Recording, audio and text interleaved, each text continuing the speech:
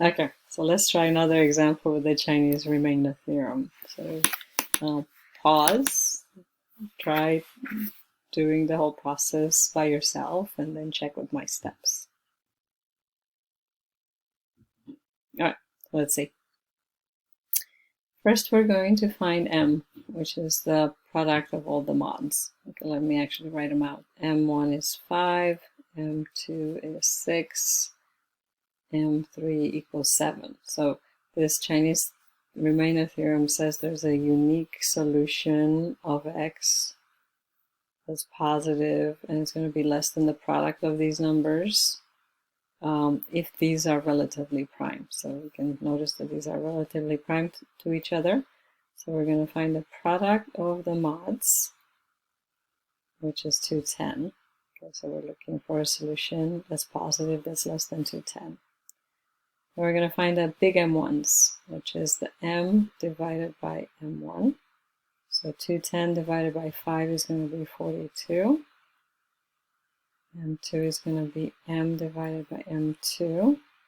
So 210 divided by 6 is going to be 35.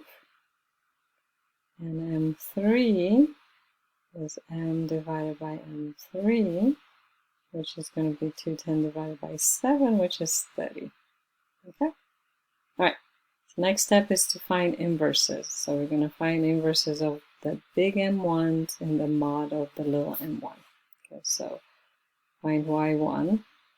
We're going to find the inverse of 42 in the modulo of 5. So we do the Euclidean algorithm to find the Bezout coefficients. So 42 is 5 times 8 with the remainder of 2.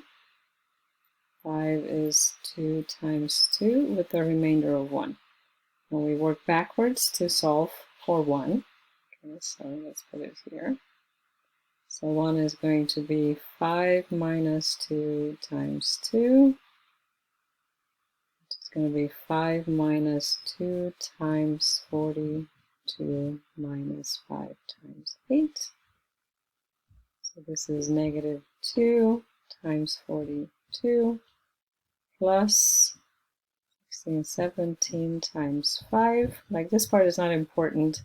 We're looking for the coefficient of the 42, okay? So this is my y1. You can keep it negative, or you can add the modulus. You can add 5 to it to turn it positive. I'll keep it negative this time because last time I turned it positive. You can see how it still works. All right, so now let's find y2.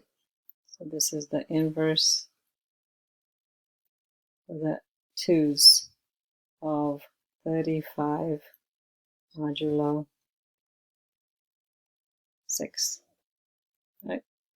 So 35 is going to be 6 times 5 with the remainder of 5.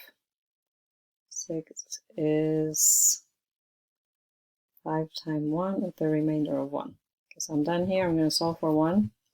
So this is 6 minus 5 times 1, which is 6 minus 35 minus 6 times 5 times 1. So negative 1 times 35 plus 6 times 6.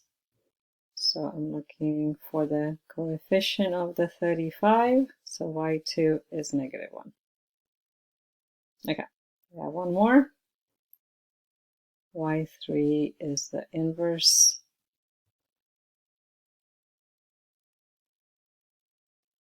of 30 modulo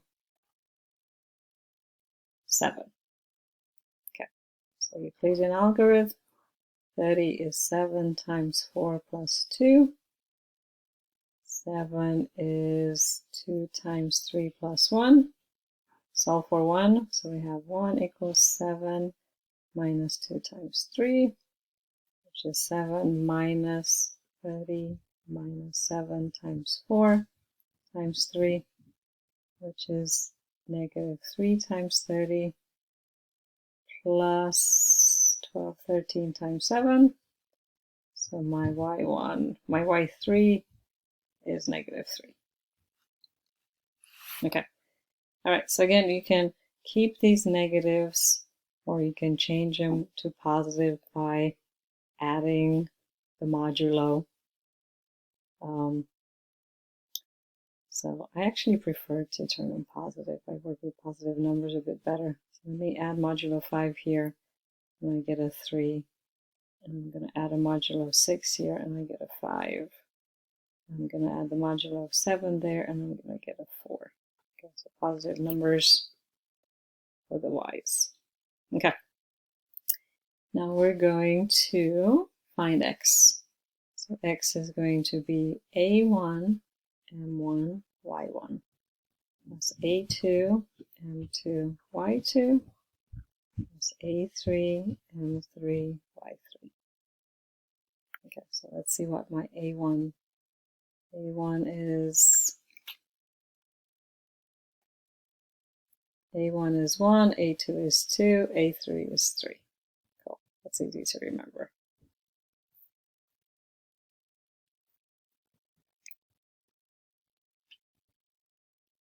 So A1 is 1. M1 was 42. And Y1 was a 3. A2 is 2. M2 was 35. And Y2 is 5. And A3 was 3. M3 was 30. And Y3 was 4. Okay, so let's add these up. So 42 times 3 plus 2 times 35 times 5 plus 3 times 30 times 4. Oops, times 4. I get 836, and this is in modulo 210. Okay, so this x value is too big because it's bigger than 210. So we're going to find a modulo. So divide by 210. We get 836 divided by 210. We get 3.983. So 836 minus 3 times 210 is going to be 206. So that's the remainder. If you do this mod, you get this out as our remainder. So this is our solution that we're looking for. Positive value, less than 210. We can get other solutions by adding and subtracting any multiple of 210, but if you're looking for the lowest, this is it, okay? And you can check. Okay, so you can check by seeing that if you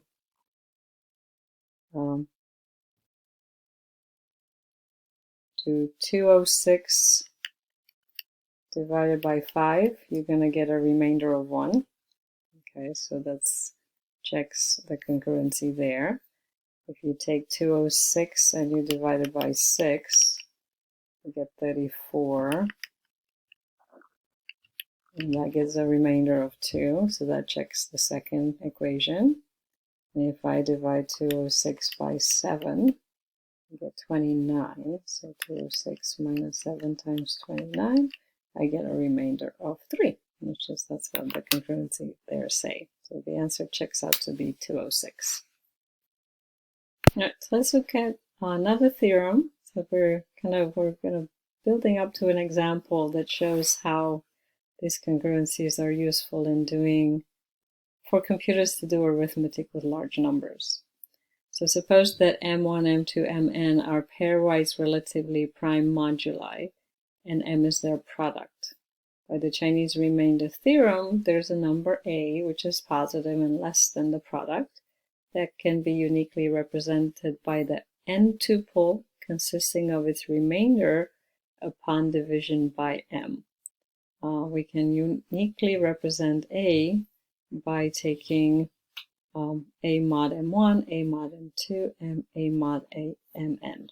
Okay, so let's look at an example of, so example 7 says, what are the pairs used to represent the non-negative integers less than 12 and they are represented by the ordered pairs. So first component is the remainder of the integer upon division by 3, and the second component is the remainder of the integer about division by 4.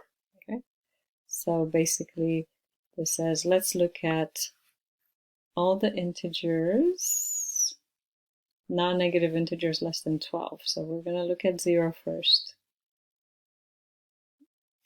Let's see. We'll look at 0. And I want to represent 0 as a pair, a coordinate point basically. So it says the first component is the remainder of the integer upon division by 3. And the second component is the remainder of the integer upon division by 4. So we're basically going to look for all the integers from 0 to up to 12 and find the first and the second component. Okay, so when I divide 0 by 3, I get a remainder of 0. I divide 0 by 4, I get a remainder of 0. And now let's work with 1. I divide 1 by 3, I get a remainder of 1. 1 by 4, I get a remainder of 1. 2 divided by 3, it's a remainder of 2. 2 divided by 4, it's 0 with a remainder of 2. Okay, 3 divided by 3 is a 1 with a remainder of 0. 3 divided by 4 is a 0 with a remainder of 3. 4 divided by 3 is a 1 with a remainder of 1. 4 divided by 4 is 1 with a remainder of 0. So you can kind of see how it works. You can build this up. It's a remainder of 2, remainder of 1, remainder of 0, remainder of 2. So the remainder of 1 and remainder of 3. This has a remainder of 2, remainder of 0. This has a remainder of 0, remainder of 1. Remainder of 1, remainder of 2. And the last one, I have a remainder of 2, remainder of 3. Okay? So you can basically represent any integers in different mods.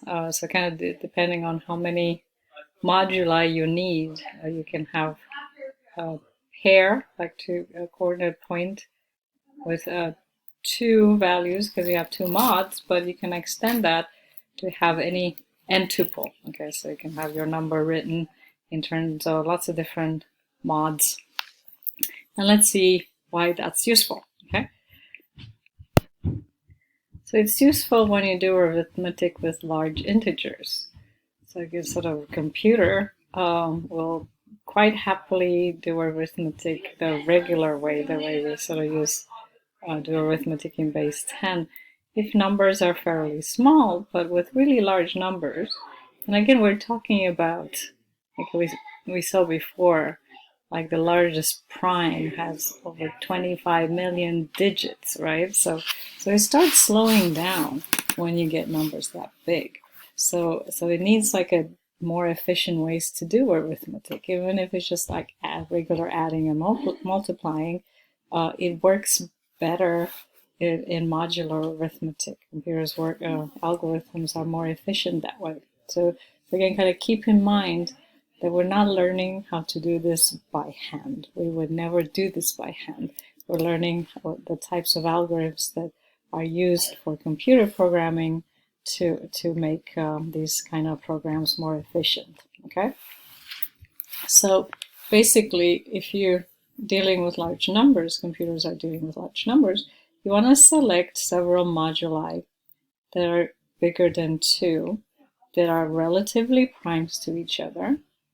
You want to have your product of the moduli be greater than the result of the arithmetic operations that we want to carry out. So you want your moduli to be fairly big, relatively prime to each other, and to have like enough of them so the product is bigger than any result that we expect to get. Once we select the moduli, we carry out operations with large integers by performing component-wise operations on the n-tuples representing these integers using their remainder upon division. So basically, we're going to sort of transform the numbers by finding the remainders in moduli.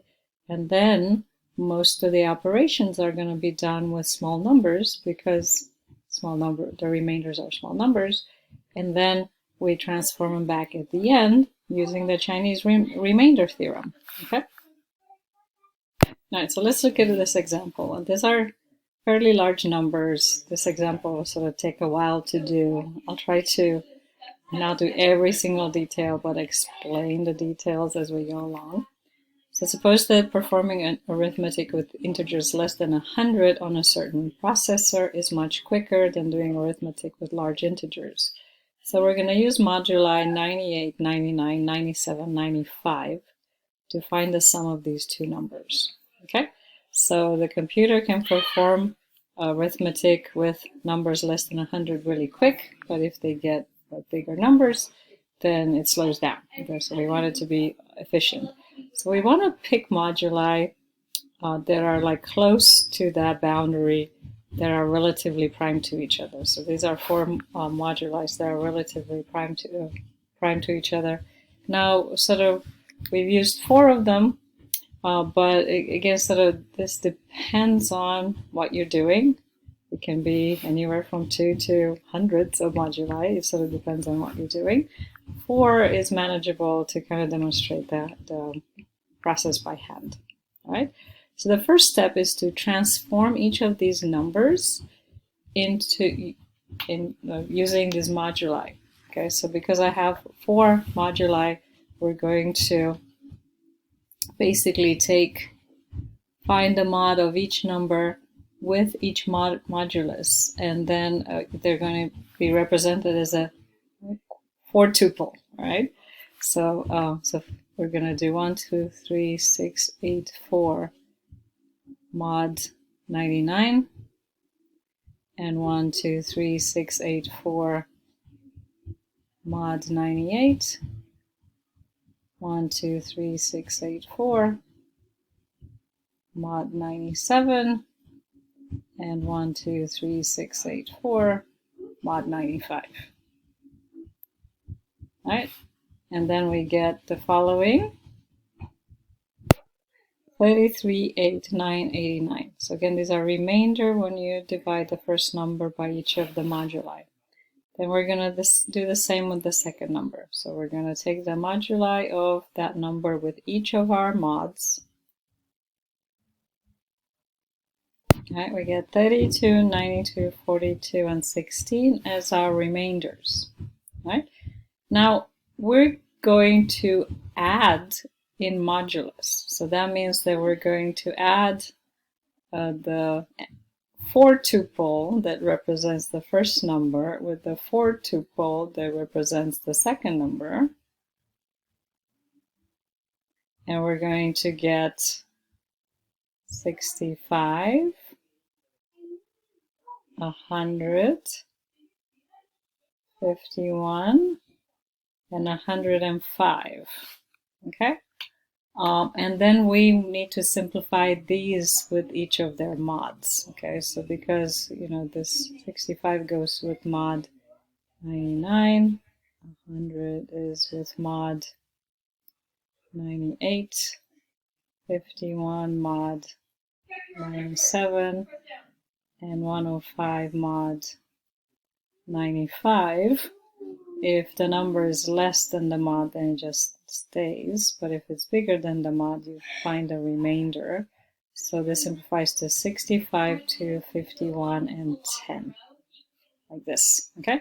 So this, like, arithmetic, it's much quicker because these numbers are so small. So, you wouldn't do this conversion if you just had like one step to do. You do the conversion if these numbers were really big and you convert them once, then you probably do 1,000,000 operations with small numbers, which would be like just a heartbeat. And then you convert the answers at the end, okay? So that's kind of, in practice, that's what happens. Okay, so now I have this answer, and now we need to convert this back to a regular number. Okay, so we sort of add it in modulus, but we need to convert back to a base 10 number. All right, and we do that by solving congruencies. Okay, so let me write down the congruencies that we need to solve. All right, so this should be a 10 here. Just give me a second. This is a 10 out of 100. There you go. Okay, good. So these are the congruences. So to generate back our number, so this number x, which is the answer, we got to convert these back. So the number needs to have a remainder of 69 when you take it mod 99, a remainder of 2 when you take it in mod 98, and so on. Okay, so we need the Chinese remainder theorem to solve those congruency, just like we did in the previous example. All right, so we need to find our inverses. Actually, we need to find our m, which is m1, m2, m3, m4. So we're multiplying all the mods. Okay, and we get a pretty big number. We get 89,403,930. Okay, and we find our big m's. So divide m by m1. This is 903,070. m2, which is m over m2, is 912,285. And m3, which is m over m3, is going to be 941,094. Okay, now we're going to find our inverses. Okay, so we basically are yks. K is 1, 2, 3, and 4. I'm missing one m at R9. Okay, I think this one was m4, and m3 was 921,690. Okay, so let's look at our first inverse. So our first inverse, to find y1, we need to do the first m1 modulo the little m1. So we need to find 903,070 modulo 99. So we do the Euclidean algorithm, and we go backwards to find the Bezout coefficients. Okay, so here's the Euclidean algorithm, taking all the way down until you get the 1. Okay, so it's sort of, again, I'm not showing all the steps because it's just like a long process. Then you want to reverse the process and solve for 1. All right, so here by magic are the reverse steps to get the Bezout coefficient. So notice you have 37 is a Bezout coefficient that belongs to that big number, and this is the Bezout coefficient that belongs to 99. Since we're trying to find the inverse of 903,070, this is what we need. We need to grab the 37. Okay, so this is our first inverse. All right, so we have 3 more inverses to find. Okay, so by the same process, all right, so let's see. So I won't show every detail, but y2 is the inverse of 912,285 modulo 98. And if you go through the steps, you're going to find that that's equal to 33. Okay. And y3 is the inverse of 921690 modulo 97. 97. And you're going to find y3 equals 24. And y4 is the inverse of, what is the last one? 941094 modulo 95, and y4 turns out to be 4. Cool. So finding the inverses are the sort of the most time consuming. But then we're going to find x by putting together a1, m1, y1 plus a2, m2, y2 plus a3, m3, y3 plus a4, m4, y4. Okay?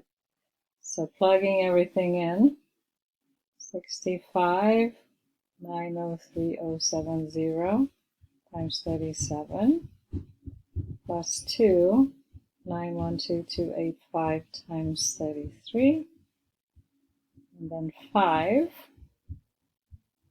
51, not 5, 921690 times 24, and 10 times 941094 times 4 gives me 339,788.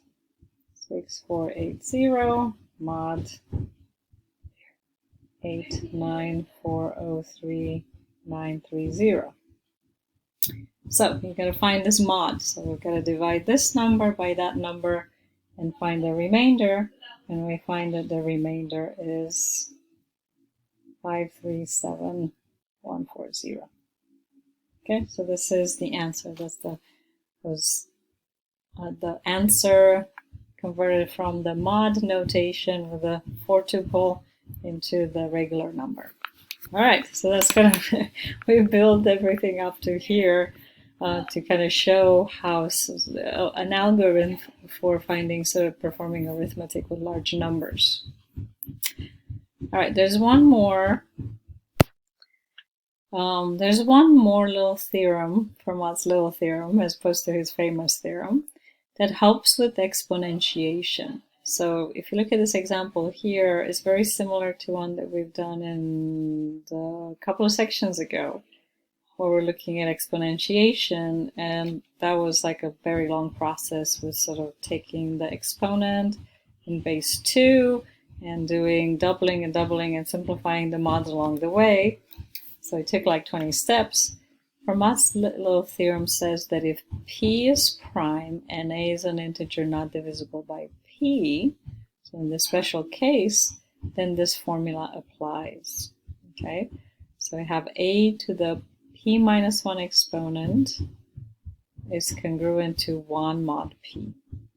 All right, so further, for every integer a, we have a to the p equals a mod p. So basically, we need to identify, call this p, so p equals 11. And basically, we're going to try to rewrite the exponent as like a p minus 1. So if p is 11, p minus 1 is going to equal to 10.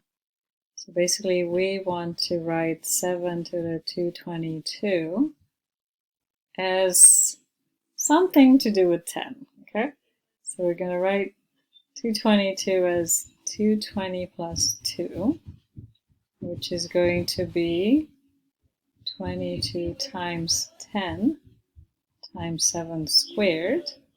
And let's write that as 7 to the 10 to the 22 times 7 to the 2. So it's basically we're breaking it up to get that p minus 1 as an exponent in there. All right? So if I'm trying to find 722 mod 11, this is going to be 7 to the 10, 22, 7 to the 2, mod 11. Okay? So we know by some properties that if I have multiplication, so if I have A and B mod 11, this can be broken up as A mod 11 times B mod 11 times mod 11. Okay, so we're going to use that property, and this is going to be 7 to the 10 to the 22 mod 11 times 7 to the 2 mod 11 mod 11. Okay? Now exponent is repeated multiplication. So the exponent means that this part over here is going to be 7 to the 10 mod 11 multiplied 22 times mod 11. But because this is 1,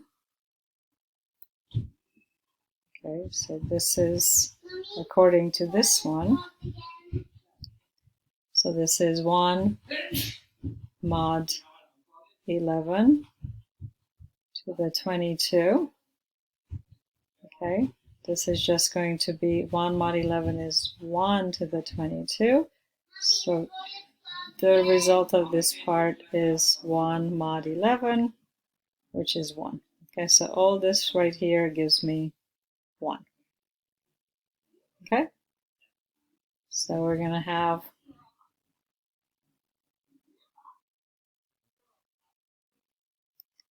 I'm going to have 1